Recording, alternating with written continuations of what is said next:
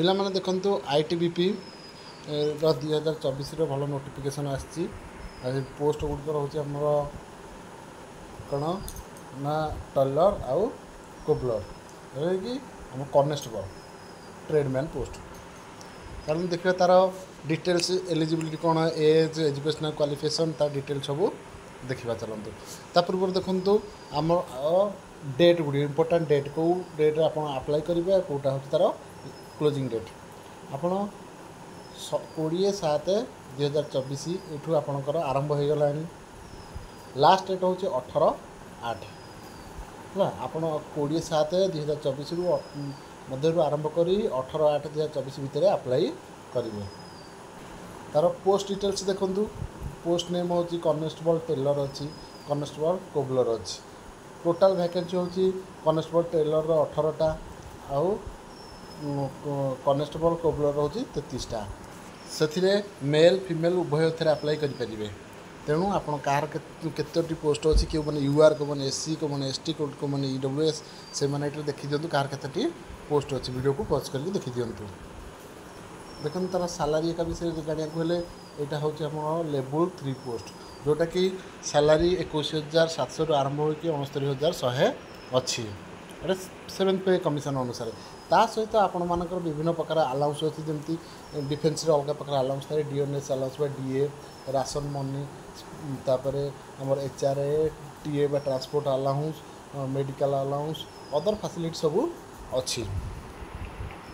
तापर educational qualification देखो जोटा कि मोस्ट इम्पोर्टाट आपण एजुकेशनल क्वालिफिकेशन सहित एज भी अच्छी थे एज हूँ 18 ରୁ 23 आउ एजुकेशन क्वालिफिकेशन 10th पास करते ता सहित 2 years वर्क एक्सपीरियंस थी आउ आपणकर 1 year किंबा 2 years ITI सर्टिफिकेट थी जो 1 year ITI कर से आउ 2 year वाला करें।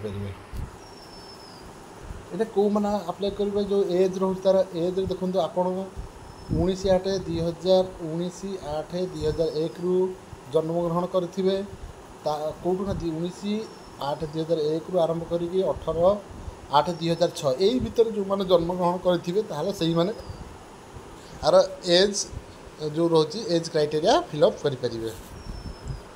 ता सहित आपणकर SC ST जो रहिले आमको 5 वर्ष एक्स सर्विसमैन जो मैंने अनरिजर्व 3 वर्ष आउ SC ST एक्स सर्विसमैन 8 वर्ष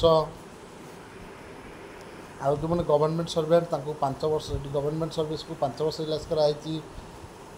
आउ डिपेंडेंट जो मैंने चिल्ड्रेन डिपेंडेंट अच्छी 10 वर्ष अच्छी UR 5 वर्ष SC ST थे 5 वर्ष अधिक 10 वर्ष रही।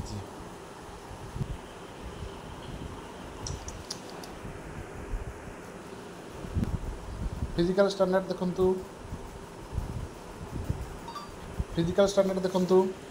आपणकर हाइट देखु हाइट रे मेल हूँ 167.5 फीमेल हूँ 157 आउ चेस्ट हूँ 80 थी नॉर्मल आउ 5 सेपी आम फुलेबा एक्सपेंडेड कर 5 सेपी 185 करा पड़ो। आउटा कहूँ जो मैंने गोरखा आसामीज अरुणाचल प्रदेश लोक मणिपुर लोक युवा डिरेक्शन कराई आमर दरकार ना। आउ देखु ST लोकंकर यहाँ हूँ हाइट 162.5 फीमेल हूँ 150 छाती हूँ 76 फुले 5 सेमी फुले पड़ो।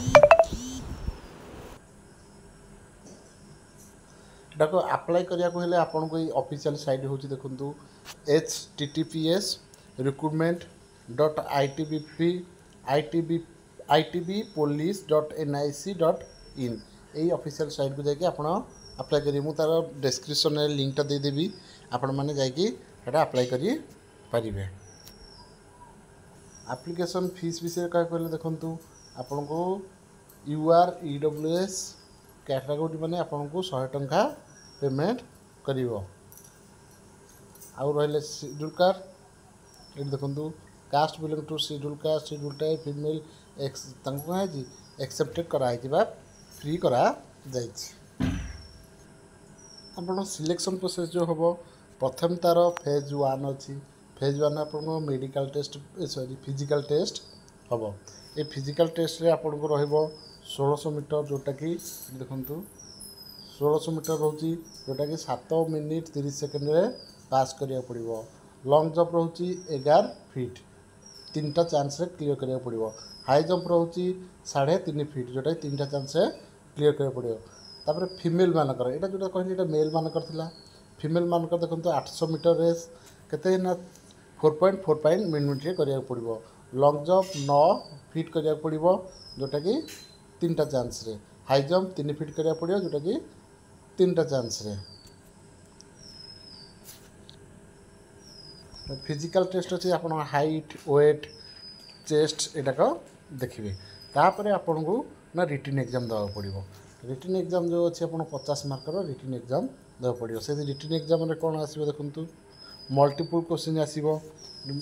रिटन मल्टीपल क्वेश्चन आसा पड़े जोटा 1 मार्किया सीबीटी एग्जाम कि ओएमआर सीट जो थे करपारती। देखो कौन पड़ो आमर जेनेल अवेयरनेस बा जेनेल नॉलेज 15टा question 15 mark. Knowledge of mathematics elementary math रहा 10टा क्वेश्चन 10 मार्क। आउ एनालिटिकल एप्टीट्यूड रीजनिंग रोची सेटा 15 क्वेश्चन 15 मार्क। आउ बेसिक नॉलेज ऑफ इंग्लिश किंबा हिंदी 10टा क्वेश्चन 10 मार्क टोटल 50 मार्क रो एग्जाम हम। तापर क्वालिफिकेशन तो आईटीआई थिला से आप ट्रेड जो ट्रेड जो मैंने ट्रेड टेस्ट गोटे 50 मार्क हम। जो मैंने मेडिकल पास कर सारे तापर से जीवन ना सॉरी जो मैंने सब फिजिकल क्वालिफाई कलापर से मेडिकल टेस्ट हम। Medical test